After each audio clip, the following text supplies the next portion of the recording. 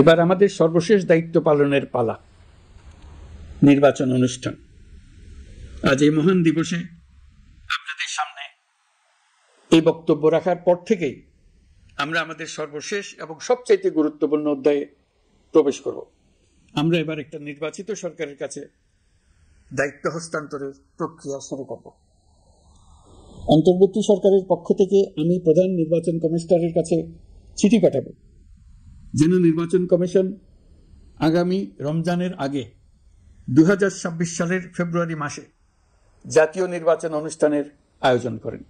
আপনারা সকলেই দোয়া করবেন যেন সুন্দরভাবে নির্বাচন অনুষ্ঠান করে এদেশের সকল নাগরিক একটি নতুন বাংলাদেশ গড়ার কাজে সফলভাবে এগিয়ে যেতে পারে। আমরা সরকারের পক্ষ থেকে এই নির্বাচন যাতে সুষ্ঠু, শান্তিপূর্ণ এবং উৎসবমুখরভাবে সম্পন্ন করা যায় সেই জন্য সকল প্রকার সাহায্য সহযোগিতা প্রদান করব। এবারের নির্বাচন যেন আনন্দ উৎসবের দিক থেকে, শান্তি শৃঙ্খলার দিক থেকে, ভোটার উপস্থিতির দিক থেকে, সৌহার্দ্য ও আন্তরিকতার দিক থেকে দেশের ইতিহাসে স্মরণীয় হয়ে থাকে। সেই জন্য সকল আয়োজন সম্পন্ন করতে আগামীকাল থেকে আমরা সকলেই মানসিক প্রস্তুতি ও প্রাতিষ্ঠানিক আয়োজন শুরু করব। নির্বাচনে ভোটারদের সম্পর্কে দুই একটা কথা বলতে চাই। এবার আমরা প্রবাসী ভোটারদের ভোট দেওয়ার আয়োজন নিশ্চিত করতে চাই। অর্থনৈতিক দিক থেকে সম্পূর্ণ বিধ্বস্ত বাংলাদেশ যে আবার দ্রুত ঘুরে দাঁড়াতে পেরেছে তার বড় কারণ হলো আমাদের রেমিটেন্স যোদ্ধাদের ঐতিহাসিক অবদান। নির্বাচনে তাদের অংশগ্রহণ নিশ্চিত করার জন্য নির্বাচন কমিশন প্রস্তুতি নিচ্ছে। নারী ভোটাররা যেন দেশের সর্বত্র নির্দ্বিধায় আনন্দ উৎসব সহকারে তাদের ভোট দিতে পারে এটা নিশ্চিত করতে চাই। এবার যেন কেন্দ্রে কেন্দ্রে নারী ভোটারদের ঢল নামে, আমরা সেই লক্ষ্যে সমস্ত ব্যবস্থা গ্রহণ করব।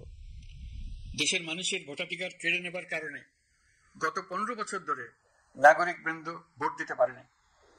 এবারের নির্বাচনে আমরা আমাদের বকেয়া আনন্দ সহ মহা আনন্দে ভোট দিতে চাই। এবারের নির্বাচনে জীবনে প্রথমবার ভোট দিতে যাবে এরকম ভোটাররা নানা উৎসবের মধ্য দিয়ে ভোট কেন্দ্রে যাবে, তাদের এই দিনটি স্মরণীয় করে রাখার জন্য। এর মধ্যে নতুন নারী ভোটার থাকবে, নতুন পুরুষ ভোটার থাকবে, এর মধ্যে এমন ভোটার থাকবে যারা 15 বছর আগে থেকেই ভোট দিতে পারত কিন্তু জীবনে একবারও ভোট দিতে পারেনি।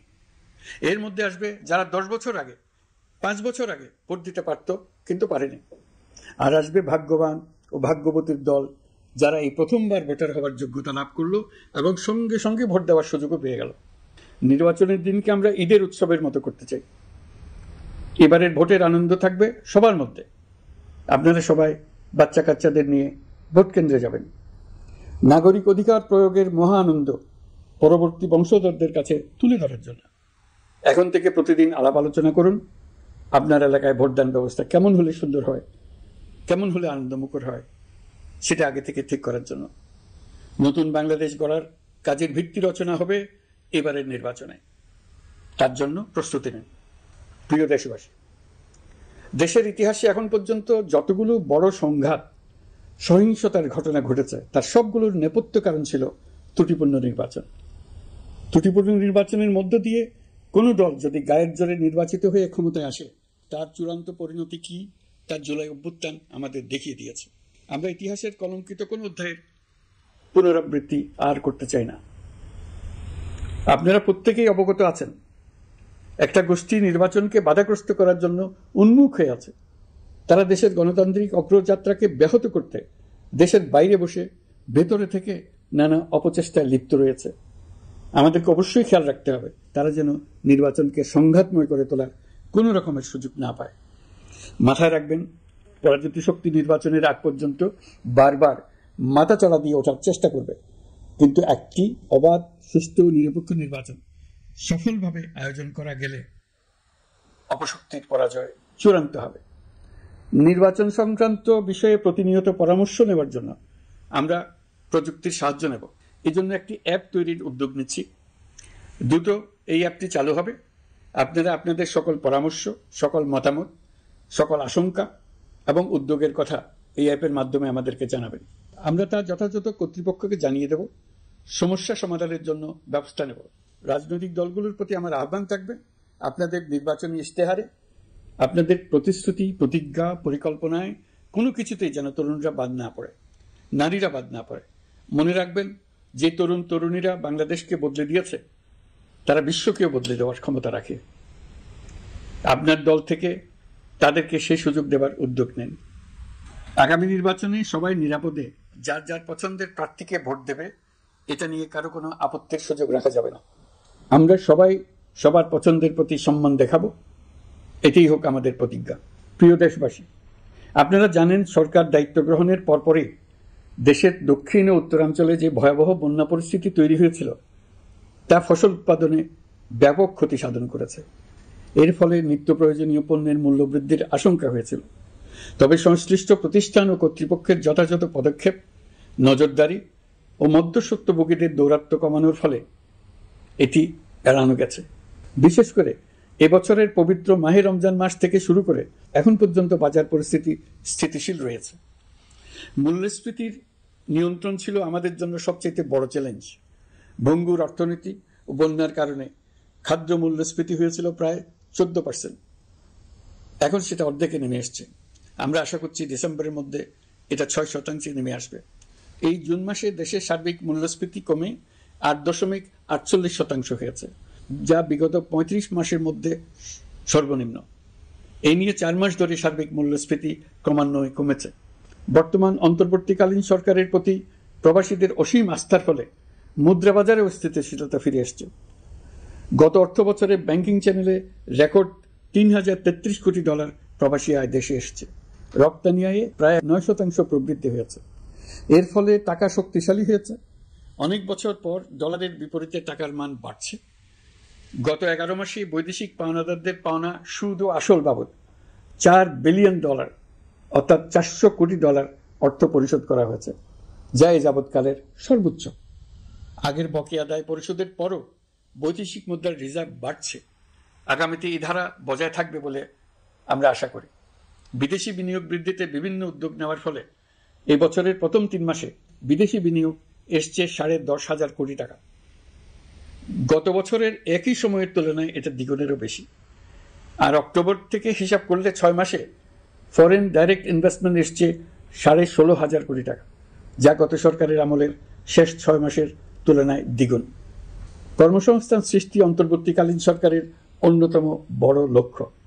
সম্প্রতি হংকং ভিত্তিক শিল্পগোষ্ঠী হান্ডা বাংলাদেশের বস্ত্র ও তৈরি পোশাক খাতে $250 মিলিয়ন বিনিয়োগের প্রতিশ্রুতি নিয়ে এসছে, যা এই খাতে চীনা কোনো কোম্পানির একক সর্বোচ্চ বিনিয়োগ। তাদের এই বিনিয়োগের ফলে 25,000 লোকের কর্মসংস্থান হবে। আমরা দৃঢ়ভাবে বিশ্বাস করি হান্ডার এই বিনিয়োগ আরও চীনা কোম্পানিকে এই দেশে বিনিয়োগের জন্য উৎসাহিত করবে। এর মাধ্যমে আমাদের তরুণ তরুণীদের কর্মসংস্থানের পথ খুলবে। গত 16 বছরে দেশ থেকে যে বিপুল পরিমাণ অর্থ পাচার হয়ে গিয়েছে, আমরা সেটা ফিরিয়ে আনার উদ্যোগ নিয়েছি। এই দীর্ঘ আইনি প্রক্রিয়ার জন্য সরকার নামকরা বিদেশি আইনি প্রতিষ্ঠানকে নিয়োগ দিয়েছে। যথাযথ আইনি পদক্ষেপের ফলে বিশ্বের বিভিন্ন দেশে ফেসিবাদী দুর্বৃত্তরা যে অর্থ সম্পদের পাহাড় গড়েছে, তার কিছু কিছু ইতিমধ্যে জব্দ হয়েছে। এই কার্যক্রম সঠিকভাবে চালিয়ে যেতে পারলে অল্প সময়ের মধ্যে আরও কিছু ইতিবাচক ফলাফল পাওয়া যাবে বলে আমি বিশ্বাস করি। দেশের ভেঙে পড়া অর্থনীতিকে মজবুত করতে হলে আমাদের চিন্তায় মৌলিক পরিবর্তন আনতে হবে। আমি বরাবরই বলে এসেছি, এদেশের নদী ও বিশাল সমুদ্র আমাদের মূল্যবান সম্পদ। আমরা এই সম্পদকে কাজে লাগিয়ে সমান্তরালভাবে পানিভিত্তিক অর্থনীতি গড়ে তুলতে চাই। আমরা প্রায় ভুলে যাই যে বঙ্গোপসাগরের একটা অংশও আমাদের দেশ। এর পরিমাণ আমাদের মোট জমির পরিমাণের চাইতে বেশি। আমরা প্রায় সবসময় জমিভিত্তিক আমাদের অর্ধেক দেশ নিয়ে মাথা ঘামাই, বাকি পানিভিত্তিক অর্ধেক দেশকে হিসাবেই ধরি না, কারণ আমরা ওই অংশে বসবাস করি না। আমরা তো হাওর বাওরেও বসবাস করি না, তাই বলে তো তাকে হিসাবের বাইরে রাখেন। এখন থেকে আমাদের অংশের বঙ্গোপসাগরকে আমরা আমাদের দেশের মূল্যবান অংশ, এই কথা সবসময় মাথায় রেখে অগ্রসর হব। এই অংশের পানির উপর দিয়ে দেশ বিদেশের সঙ্গে আমরা বাণিজ্য করব, তার মাধ্যমে আমরা পুরো পৃথিবীকে আমাদের প্রতিবেশী বানাবো। এই পানির মধ্যে আছে অফুরন্ত সম্পদ, মৎস্য সম্পদ, যা প্রতি বছর ফসল দেয়। এই পানির নিচে আছে অফুরন্ত গ্যাস।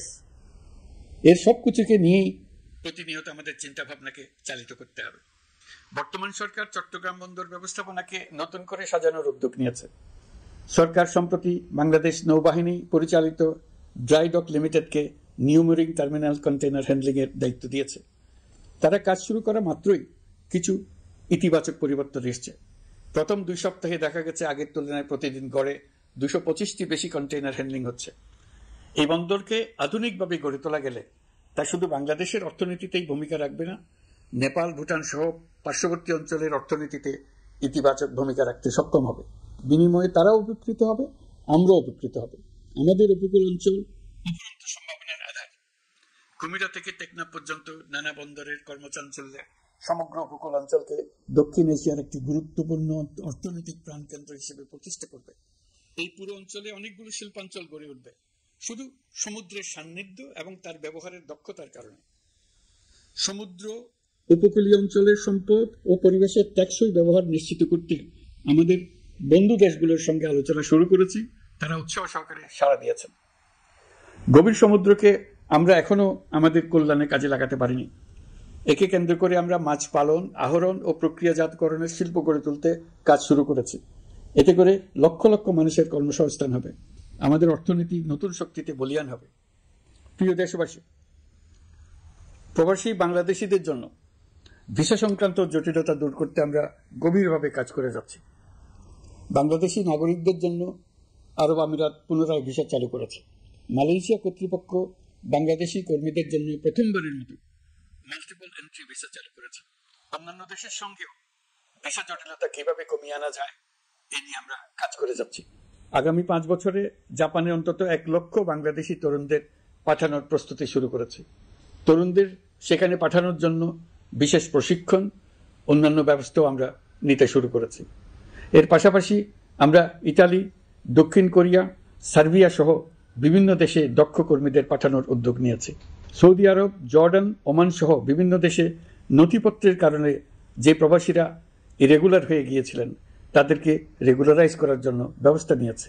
আমরা বিভিন্ন দেশের সঙ্গে বিদ্যমান চুক্তিগুলোকে পর্যালোচনা করে দেখছি যাতে আমাদের প্রবাসী ভাই বোনদের জন্য সেগুলো স্বস্তিদায়ক হয়। দেশে এবং দেশের বাইরে বাংলাদেশের নাগরিকরা যে যেখানে অবস্থান করছে তারা যাতে সব ধরনের নাগরিক সুবিধা পান, আমরা সেই বিষয়ে উদ্যোগ নিয়েছি। চলতি বছর আমাদের নানা উদ্যোগের ফলে প্রায় 87,000 বাংলাদেশি সুষ্ঠুভাবে হজ পালন করতে পেরেছেন। হজের ব্যয় অন্যান্য বছরের তুলনায় আমরা কমিয়ে আনতে পেরেছি। হাজিরা যাতে নির্বিঘ্নে হজ সম্পন্ন করতে পারে সেজন্য লাব্বায়েক নামে অ্যাপ চালু করেছে, যার মাধ্যমে ঘরে বসেই হাজিদের আত্মীয় স্বজন, পরিবার পরিজন তাদের অবস্থান প্রতি মুহূর্তে জানতে পেরেছেন। এই বছর দক্ষিণ এশিয়ার অন্যান্য দেশগুলোতেও আমাদের হজ ব্যবস্থাপনা প্রশংসিত হয়েছে। আগামী বছরের হজ ব্যবস্থাপনা যেন আরও নির্বিঘ্নে সম্পন্ন করা যায় সেজন্য মন্ত্রণালয় এখন থেকেই প্রস্তুতি নিতে শুরু করেছে। প্রিয় দেশবাসী, জুলাই গণঅভ্যুত্থানে তরুণ শিক্ষার্থীদের পাশে ঢাল হয়ে দাঁড়িয়েছিলেন আমাদের বাবা মা ও শিক্ষকরা। আমাদের বাবা মায়েরা তাদের সন্তানকে বহু কষ্টে বড় করে বিশ্ববিদ্যালয়ে পাঠায়। লেখাপড়া শেষ করে অনেক ছাত্র অসুস্থ হয়ে বের হয়। এর কারণ আবাসিক হলের নোংরা পরিবেশ, খাবারের নিম্নমান, তার উপর দলীয় সন্ত্রাসীদের দমনপীড়ন। বিশ্ববিদ্যালয়ে পড়াশোনার পরিবর্তে প্রতিদিন শিক্ষার্থীদের জোর করে রাজনৈতিক দলের প্রোগ্রামে নিয়ে যাওয়া হতো। প্রশাসন ও শিক্ষকরা সবই জানতেন, অথচ কেউ এটি থামাতে পারেননি, চেষ্টাও করেননি। কারণ শিক্ষকদের একটি বড় অংশ প্রমোশনের জন্য, সুবিধার জন্য দলীয় রাজনীতিতে জড়িত ছিলেন, নিপীড়কের ভূমিকায় ছিলেন। প্রতিটি বিশ্ববিদ্যালয়ের আবাসিক হলগুলোতে দলীয় সন্ত্রাসীদের নিয়ন্ত্রণ আর অমানসিক নির্যাতন চলত। সেখানে গড়ে তোলা হয়েছিল টর্চার সেল। অন্তর্বর্তী সরকার প্রতিশ্রুতিবদ্ধ যে আমরা আর কখনো শিক্ষা প্রতিষ্ঠানগুলোকে এমন কোনো রাজনীতি দ্বারা কলুষিত হতে দেব না যা পড়াশোনার পরিবেশ নষ্ট করে, তরুণদের জীবন ধ্বংস করে। বাবা মায়েদের যেন সন্তানকে বিশ্ববিদ্যালয়ে পড়তে পাঠিয়ে আর কখনো শঙ্কায় থাকতে না হয়। বর্তমান সরকার দায়িত্ব গ্রহণের পরপরই শিক্ষা ব্যবস্থার উন্নতির জন্য ধারাবাহিকভাবে পরামর্শ কমিটির সঙ্গে বৈঠক করেছে, বিভিন্ন উদ্যোগ হাতে নিয়েছে। বিদ্যালয়গুলোতে শিক্ষার মান কিভাবে বাড়ানো যায় সে বিষয়ে বিভিন্ন উদ্যোগ নেওয়া হচ্ছে। সরকার কিছুদিন আগে সারা দেশের সরকারি প্রাথমিক বিদ্যালয়ে সব প্রধান শিক্ষকের বেতনের গ্রেড 1 ধাপ বাড়িয়ে 10ম গ্রেড করার সিদ্ধান্ত নিয়েছে। এটি একটি যুগান্তকারী সিদ্ধান্ত। প্রাথমিক বিদ্যালয়গুলিতে শূন্য পদে 6,500 প্রধান শিক্ষক নিয়োগের প্রক্রিয়া চলছে। প্রাথমিকের পড়াশোনার পদ্ধতিগত পরিবর্তনের দিকেও আমরা মনোযোগ দিচ্ছি। সব স্কুলে ইন্টারনেট সংযোগ ও মাল্টিমিডিয়া শ্রেণীকক্ষ তৈরির নির্দেশ দেওয়া হয়েছে। পার্বত্য চট্টগ্রামে কমপক্ষে 100টি স্কুলে এবছরের মধ্যেই ই লার্নিং চালু হবে। ঢাকা চট্টগ্রামের অভিজ্ঞ শিক্ষকরা প্রযুক্তির সহায়তায় এসব স্কুলে শিক্ষকতা করে সেখানকার শিক্ষক ঘাটতি পূরণ করবেন। যেসব এলাকায় বিদ্যুতের ঘাটতি রয়েছে সেখানে সোলার প্যানেল বসিয়ে বিদ্যুতের ঘাটতি নিরসন এবং মোবাইল নেটওয়ার্ক ও স্টারলিংক পরিষেবা ব্যবহার করে এই সংকট মোকাবেলা করা হচ্ছে। স্কুলগুলোতে মেয়েদের জন্য বিশেষ ব্যবস্থা গ্রহণ করে তাদের পড়াশোনার উপযোগী করে তোলা হচ্ছে। স্কুলের অবকাঠামোকে নারীবান্ধব করে তুলতে স্কুল ভবন নির্মাণের সময় কমিটিতে নারী স্থপতি রাখার নিয়ম করা হয়েছে।